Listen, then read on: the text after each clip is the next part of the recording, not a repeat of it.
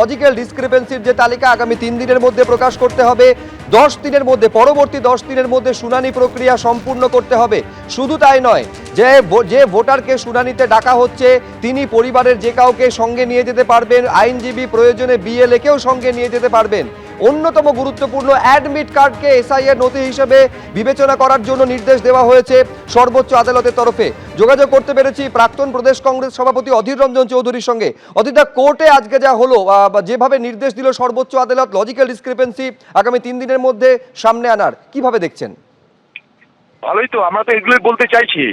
আমরা তো ইলেকশন কমিশনের কাছে, রাজ্যের কাছে তো এই দাবি করছি যে ঝঞ্ঝাট মেটাও, ঝামেলা কমাও, আমাদের অধিকার দাও। এখন পশ্চিমবঙ্গে কি হচ্ছে, পশ্চিমবঙ্গে আমরা দেখতে পাচ্ছি যে আমাদের এখানটাই জমা নিচ্ছে সমস্ত ডকুমেন্ট, সেই ডকুমেন্ট জমাবার রসিদ দিচ্ছে না, আবার দ্বিতীয়বার তাকে ডাকা হচ্ছে। আমি একটা কথা সাজেশন দেবো পশ্চিমবঙ্গ সরকারকে, তোমরা যেমন দুয়ারে দুয়ারে সরকার করতে পারো, দুয়ারে সরকারের নামে প্রচার করতে পারো, সেরকম দুয়ারে এসআইআর নিয়ে যাও না, দুয়ারে তুমি ডিসক্রিপেন্সি ঝামেলা মেটাও না। মানুষ পারছে না বারবার করে এই বিডিও আর তাদের পঞ্চায়েতের দপ্তরে ধর্ণা দিতে।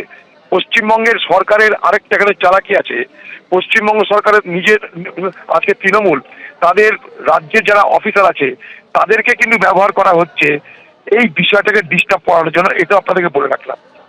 2 নম্বর, তৃণমূলের নেতাদেরকে নির্দেশ দেওয়া হয়েছে কোথায় কোথায় তৃণমূল বিরোধী ভোটার আছে তাদের নামটা তোমরা কালেকশন করো, আমরা যাতে আগামী দিনে তাদের নামটা বাদ দেওয়ার কোনো চেষ্টা করা যায় সেটাও আমরা দেখব, তোমরা তাদের নামগুলো কালেকশন করো। এই এসআইআর প্রক্রিয়া নিয়ে সুপ্রিম কোর্টের একদিকে যখন হস্তক্ষেপ, তখন বাংলায় কিন্তু পশ্চিমবঙ্গ সরকারের পক্ষ থেকে সেখানে কিন্তু সহযোগিতার বদলে মানুষের সঙ্গে কিন্তু আরো অসহযোগিতা করা হচ্ছে, এটা আপনাকে বললাম। তাই আমাদের দাবি দুয়ারে যেমন সরকার, তেমনি দুয়ারে নিয়ে যাও এসআইআর। অনেক ধন্যবাদ অধীরদা আমাদের সঙ্গে কথা বলার জন্য। এইখানে আপনাদের সামনে রাখতে চাইবো, আজকে সুপ্রিম কোর্ট অত্যন্ত গুরুত্বপূর্ণ নির্দেশ দিচ্ছে এসআইআর এর শুনানি পর্ব চলাকালীন কোথাও যেন হিংসা না ঘটে সেইটা রাজ্যকে দেখতে হবে। আর সেদিনই দিকে দিকে হিংসার ছবি দেখা যাচ্ছে। এসআইআর এর শুনানি পর্ব চলাকালীন রাজ্যের বিভিন্ন জায়গায় এই ছবি দেখা যাচ্ছে। আসানসোল থেকে শুরু করে পশ্চিম বর্ধমানের জামুরিয়া, হুগলি, মুর্শিদাবাদের লালবাগ থেকে দুর্গাপুর, কোথাও আবার পুলিশের সামনেই চলল তাণ্ডব।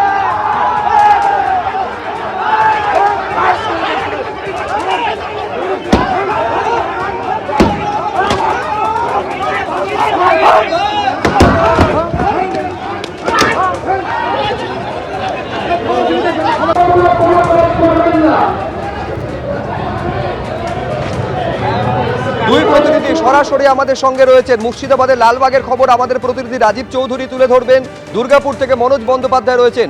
রাজীব, একেবারে ছবিতে স্পষ্ট দেখা গেল পুলিশের উপস্থিতিতে একেবারে থান ইট তুলে গাড়িতে ভাঙচুর চালানো হলো, রীতিমতন বিজেপি তৃণমূল সংঘর্ষের চেহারা নিল। এখন কি অবস্থা?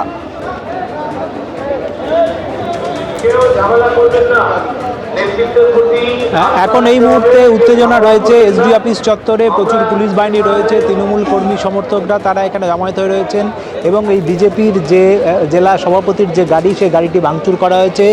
তৃণমূলের পক্ষ থেকে অভিযোগ করা হচ্ছে যে এই গাড়িটিতে অবৈধ এসআইআর ফর্ম 7 নিয়ে আসা হয়েছিল, যে ফর্মগুলি সমস্তটাই বৈধ ফর্ম নয়, অবৈধ ফর্ম নিয়ে তাদের নিয়ে আসা হয়েছিল বলে তারা অভিযোগ করেছিলেন এবং তাই তারা এই গাড়ির ভিতর থেকে সেই ফর্ম বার করে নিয়ে আসেন এবং এই যে ভাঙচুরের ঘটনার পরে প্রচুর পুলিশ বাহিনী ঘটনাস্থলে রয়েছে।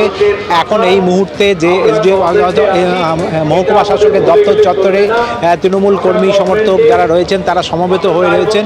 এখনও বিজেপির জেলা সভাপতি ভিতরে রয়েছেন এবং তৃণমূলের প্রাক্তন সভাপতি বিধায়ক যিনি ছিলেন চাউনি সিনহা তিনিও মহকুমা শাসকের দপ্তরের ভিতরে রয়েছেন। বিশাল পুলিশ বাহিনী ঘটনাস্থলে এসছে এবং তারা দফায় দফায় পরিস্থিতি উত্তেজিত হয়ে পড়ছে, তারা দুপক্ষকেই দুদিকে সরিয়ে দেওয়ার চেষ্টা করছেন। এবং একেবারে তুমি আমাদের সঙ্গে থাকো, ছবি দেখাতে থাকো রাজীব। আমি এর পাশাপাশি আসানসোলের ছবিটাও আপনাদের সামনে রাখবো, যেখানে যখন বিজেপি প্রচুর এসআইআর এর ফর্ম 7 নিয়ে আসে সেখানে কালো গাড়িতে বাধা দেওয়া হয় তৃণমূলের তরফে বলে বিজেপির তরফে অভিযোগ তোলা হয়েছে এবং তা নিয়ে ধুন্ধুমার কাণ্ড তৈরি হলো। কিন্তু কৌশিক, এইটা আমাদের যেন এইরকম একটা পরিস্থিতি তৈরি হলো কেন, এখন কি অবস্থা? দেখো সুপ্রজিৎ, যেটা কয়েকদিন ধরেই আমরা লক্ষ্য করছি, কখনো মহকুমা শাসকের দপ্তর, কখনো বা জেলা শাসকের দপ্তর ঘেরাও করছে বিজেপি। তাদের দাবি ছিল 7 নম্বর ফর্ম জমা নিতে হবে। কিন্তু এখানে নেওয়া হচ্ছিল না বলে তাদের অভিযোগ, সেই কারণে তারা ঘেরাও করছিল। কিন্তু গোটা ঘটনা, গোটা পরিস্থিতির উপর নজর রেখেছিল তৃণমূল। এবং এরপরই দেখা গেল যে আজকে যখন একটি গাড়িতে করে মানে প্রচুর মানে যে তৃণমূলের অভিযোগ প্রায় 25,000 মানুষের ফর্ম এনেছিল বিজেপি একটি গাড়িতে করে, এবং তারা ইচ্ছাকৃতভাবে বৈধ ভোটারদের যে মানে ভোটার তালিকা থেকে নাম বাদ দেওয়ার চেষ্টা চালিয়ে যাচ্ছে, এরকম একটা অভিযোগ করে যাচ্ছে। বেশ, তুমি আমাদের সঙ্গে থাকো কৌশিক। এই একই ছবি কিন্তু দুর্গাপুরেও দেখা যাচ্ছে। সেই ফর্ম 7 নিয়ে বিজেপির তরফে অভিযোগ তোলা হচ্ছে তৃণমূলের বিরুদ্ধে। বাধা দেওয়া শুধু নয়, রীতিমতন সংঘাতের পরিস্থিতি তৈরি হয়েছে। প্রতিবাদে 19 নম্বর জাতীয় সড়ক অবরোধ করেছে বিজেপি। আমি এই মুহূর্তের ছবিটা আমাদের প্রতিনিধি মনোজ বন্দ্যোপাধ্যায়কে বলবো তুলে ধরার জন্য। দেখো, একদমই তাই, তোমাকে সরাসরি দেখাবো। 1.5 ঘন্টা হয়ে গেল জাতীয় সড়ক অবরোধ চলছে। একদিকে কলকাতামুখী রাস্তা, অপরদিকে আসানসোলগামী রাস্তা।